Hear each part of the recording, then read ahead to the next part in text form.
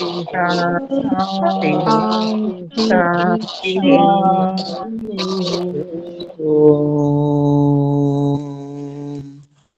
वाल्मीकि रामायण।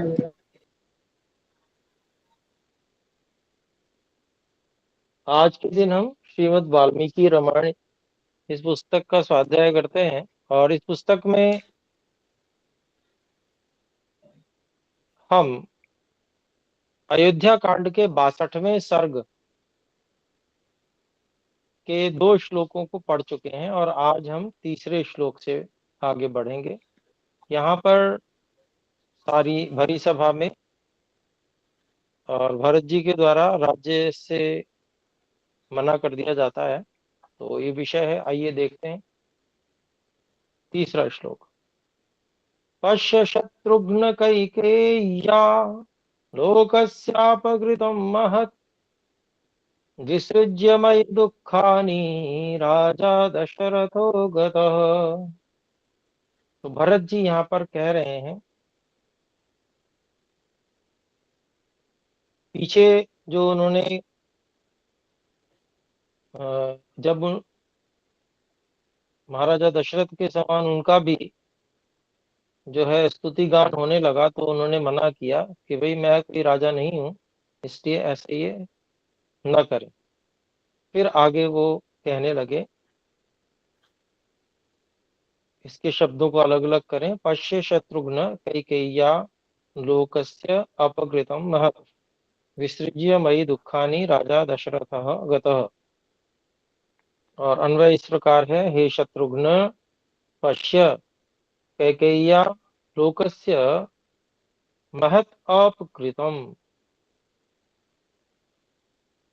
राजा दशरथः दुखानि मयि विसृज्य गतः।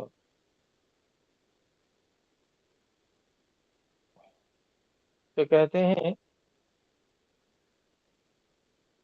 कि हे शत्रुघ्न, देखिए माता कैकेयी ने संसार का किस प्रकार से महान अपकार किया है, हानि की है। और जो महाराज दशरथ हैं वे भी मुझ पर बहुत सारे दुखों का बोझ छोड़कर और स्वर्गवासी हो गए, चले गए हैं। ये बात उन्होंने दुख की जो है वो शत्रुघ्न जी से कही। चौथे श्लोक को देखते हैं। तस्यैषा धर्मराजस्य धर्ममूला महात्मनः परिभ्रमति राज्यश्रीर्नौरिव नौरिवा कर्णिका जले।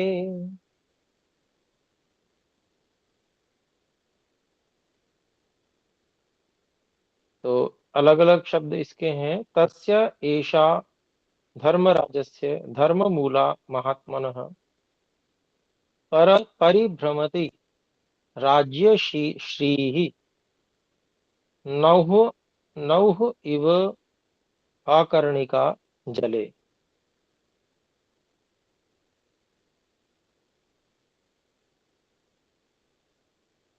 फिर कहते हैं,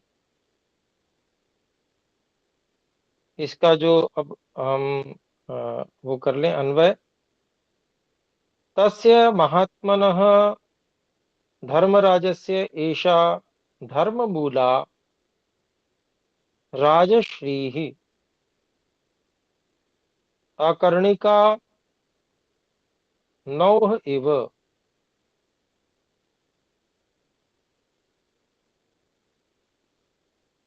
जले परिभ्रमति।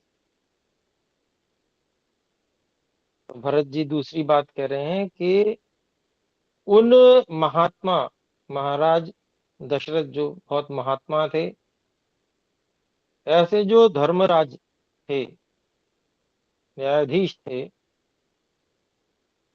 उनकी यह जो धर्म मूलक जो राजश्री राजलक्ष्मी है, यह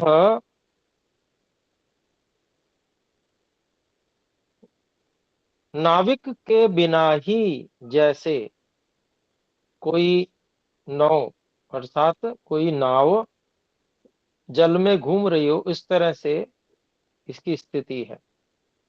ये जो राजश्री है, राजलक्ष्मी है, तो ऐसी स्थिति में छोड़कर चले गए हैं महाराज दशरथ। फिर 5वें श्लोक में कहते हैं, देखिए,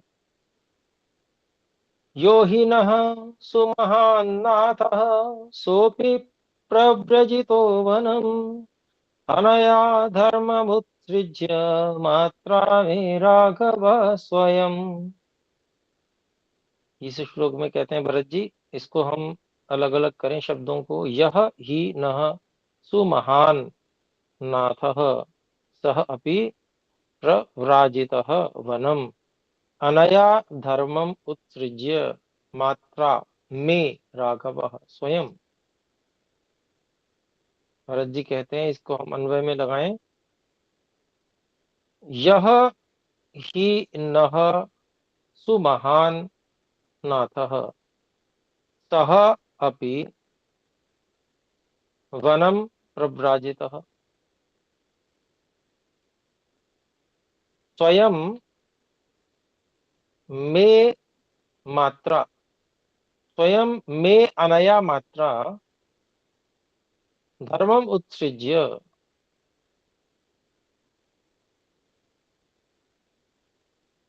राघव वनम प्रव्राजितः। तो बात कह रहे हैं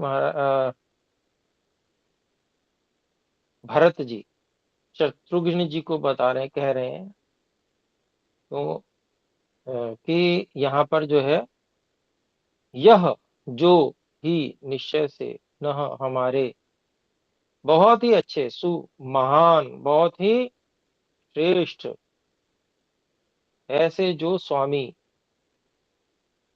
अर्थात हमारे जो सहारे, वह भी वन की ओर चले गए और स्वयं मेरी इन माता, इन माता मतलब ये जो मेरी माता कैकेयी हैं, स्वयं मेरी इन माता ने धर्म उत्सृज्य, धर्म को छोड़कर, अपने जो अपना जो उनका वास्तविक धर्म था उसको छोड़कर श्री राम जी को वन में भेज दिया है।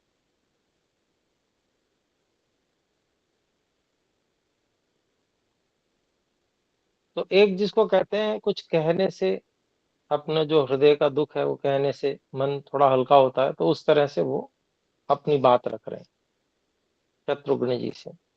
फिर आगे कहते हैं, छठा जो श्लोक है, तथा तस्मिन् विलपति वसिष्ठो राजधर्मवित् सभाम इक्ष्वाकुनाथस्य प्रविवेश महायशा। तो ये सब जो भरत जी इधर बात कह रहे थे, या उनका विलाप चल रहा था,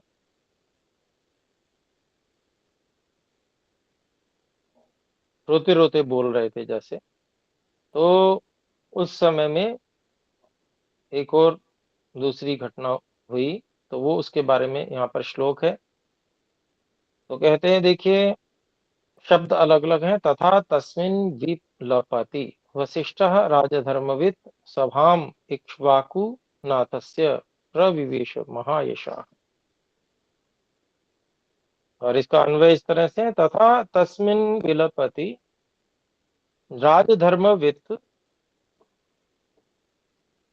महायशाः वसिष्ठः इक्ष्वाकुनाथस्य सभाम प्रविवेश। तो जब इस प्रकार से भरत जी विलाप कर रहे थे, तो ऐसे समय में राजधर्म को जानने वाले महायशस्वी वशिष्ठ जी ने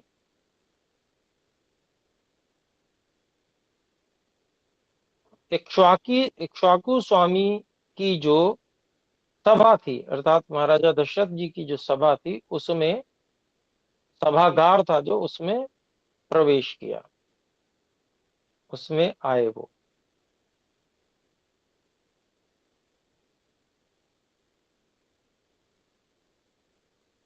तो जब आए और उन्होंने क्या किया फिर, उसको बता रहे हैं, देखिए 7वां श्लोक। स कांचनमयं पीठम परार्घ्यास्तरणावृतम्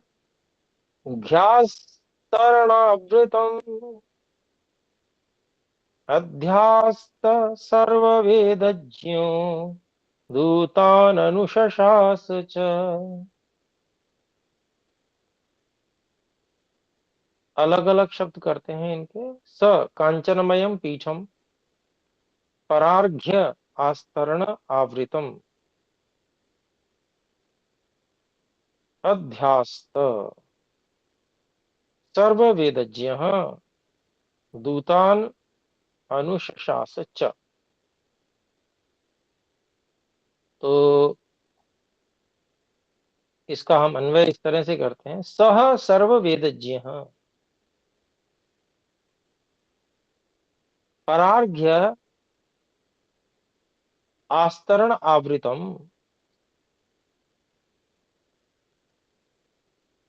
कांचनमयम पीठम अध्यास्त दूतान अनुशशास च। तो महर्षि वाल्मीकि जी वर्णन कर रहे हैं कि उन्होंने जो है ऐसे जो सभागार था, सभा भवन था महाराजा दशरथ का, उसमें प्रवेश किया, और वे जो सर्व वेदज्ञ थे, सभी वेदों को जानने वाले, सर्व वेदों को जानने वाले वशिष्ठ जी, उन्होंने जो दिव्य बिछौने से ढका हुआ ऐसा कांचनमय सोने का बना हुआ जो पीठ था, उस पर अध्यास्त वो बैठ गए, और दूतान अनुशासन, और उन्होंने दूतों को निर्देश दिया, आदेश दिया। क्या आदेश दिया, वो 8वें श्लोक में। ब्राह्मणान् क्षत्रियान् वैश्यान् अमात्यान् गणवल्लभान् क्षिप्रमालयता व्यग्राः कृत्यमात्ययिकं हीनः कृत्यमात्ययिकं हीनः। तो यहाँ पर इसको हम शब्दों को अलग अलग करें। ब्राह्मणान, क्षत्रियान, वैश्यान, अमात्यान, गणवल्लभान क्षिप्रम आनयत अव्यग्राह कृत्यम आत्ययिकम ही नः। और इसका अनुभव इस तरह से करते हैं कि हे अव्यग्राह ब्राह्मणान, क्षत्रियान, वैश्यान, अमात्यान, गणवल्लभान क्षिप्रम आनयत, आदेश दे रहे हैं। और फिर कहते हैं नः ही आत्ययिकम कृत्यम अस्ति।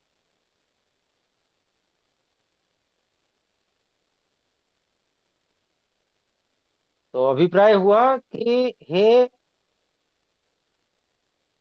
अव्यग्र दूतों, ब्राह्मणों को, क्षत्रियों को, वैश्यों को, और जितने भी मंत्री हैं, और जो कर्णवल्लभ अर्थात सेनापति हैं,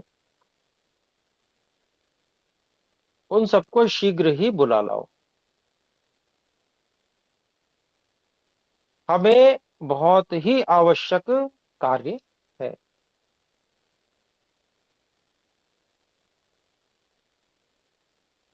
तो ऐसा कह के उनको, उन्होंने कहा सबको लेके आओ, जो जो मुख्य मुख्य लोग हैं।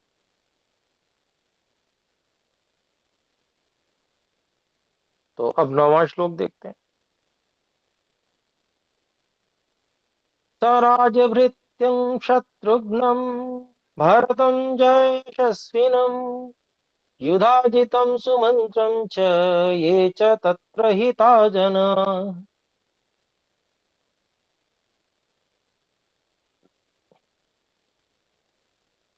अलग अलग शब्द इसके हैं। स राजभृत्यम शत्रुघ्नम भरतम च यशस्विनम युधाजितम सुमंत्रम च ये च तत्र तत्र हिता जनाः।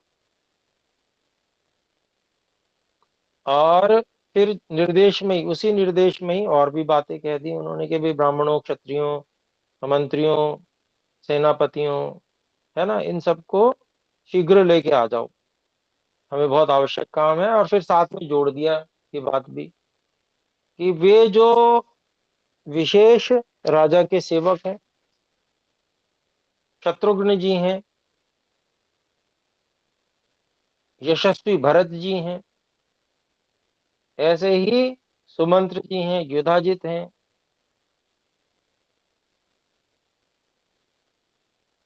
और बाकी जो जो सब हितैषी लोग हैं उन सबको बुला के ले आओ। राज परिवार के जो हितैषी हैं, तत्र हिता जना, उन सबको लेके आ जाओ।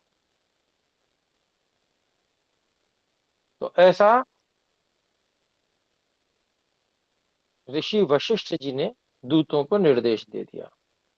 आइए 10वें श्लोक को देखते हैं। ततो हलाहल शब्द सुमहान समपद्यत रथैरश्वैर्गजैश्चापि जनानामुपगच्छताम्।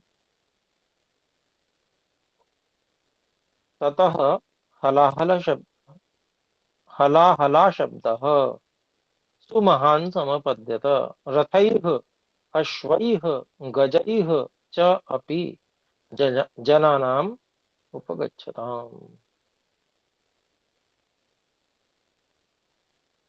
तो अन्वय इस प्रकार कर लेते हैं। ततः रथैः अश्वैः गजैः च अपि जनानाम् उपगच्छताम्। हलाहल शब्दः सुमहान् समपद्यत।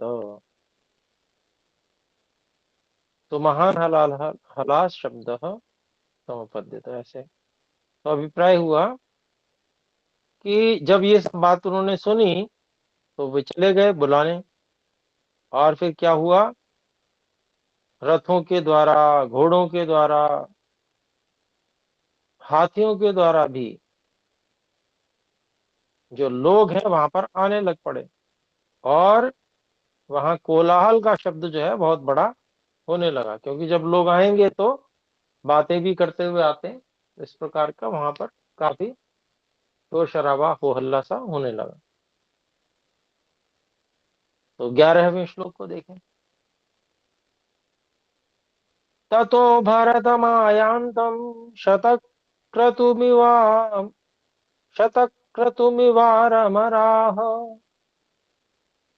प्रत्यनन्दन् प्रकृतयो यथा दशरथं तथा। शब्द अलग अलग। ततः भरतम आयान्तं शतक्रतुम इव आरमराः प्रत्यनंदन प्रत्यनंदन प्रकृतयः यथा दशरथम तथा प्रति अनंदन प्रकृतयः यथा दशरथम तथा। तो यहाँ पर हम अन्वय करते हैं। ततः प्रकृतयः भरतम आयान्तम शतक्रतुम इव आरमराः प्रत्यनंदन यथा दशरथम तथा।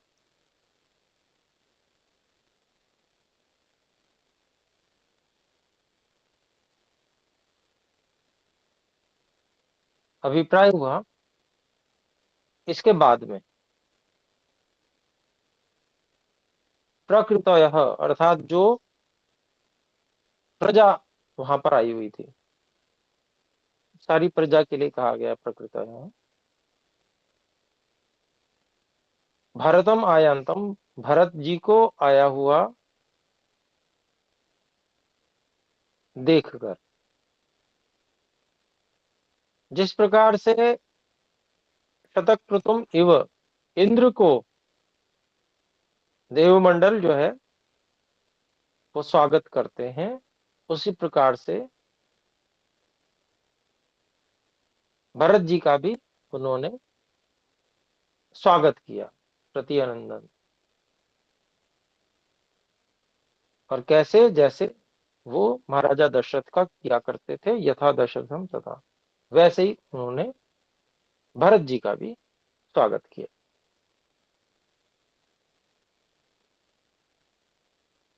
12वां श्लोक। आसनानि यथा न्यायम् आर्याणां विशतां तदा इदं पुरोहितो वाक्यं भरतं मृदु चाब्रवीत्।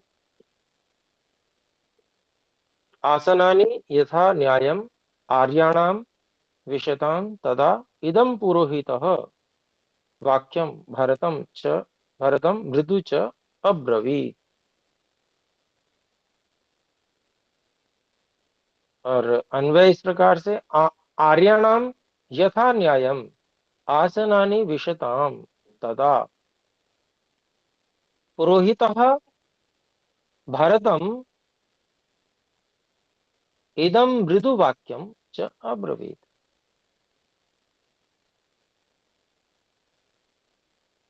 जो जितने भी आर्य लोग आए हुए थे, आर्य अर्थात सभी ब्राह्मण क्षत्रिय वैश्य इत्यादि सभी, तो उनके यथा न्यायम अपने अपने जैसा जैसा उनको यथोचित है उन आसनों पर बैठते हुए, तब जो पुरोहित अर्थात राजपुरोहित वशिष्ठ जी ने भरत जी को यह मधुर कोमल मृदु वाक्य कहा, अब्रवीत। तो क्या कहा वो 13वें श्लोक में है। और अभी अपना समय भी समाप्त हो चुका है, तो अपने लोग 13वें श्लोक को फिर अगली कक्षा में पढ़ लेंगे। तो आइए एक बार ओम का उच्चारण करके कक्षा को समाप्त करते हैं। ओ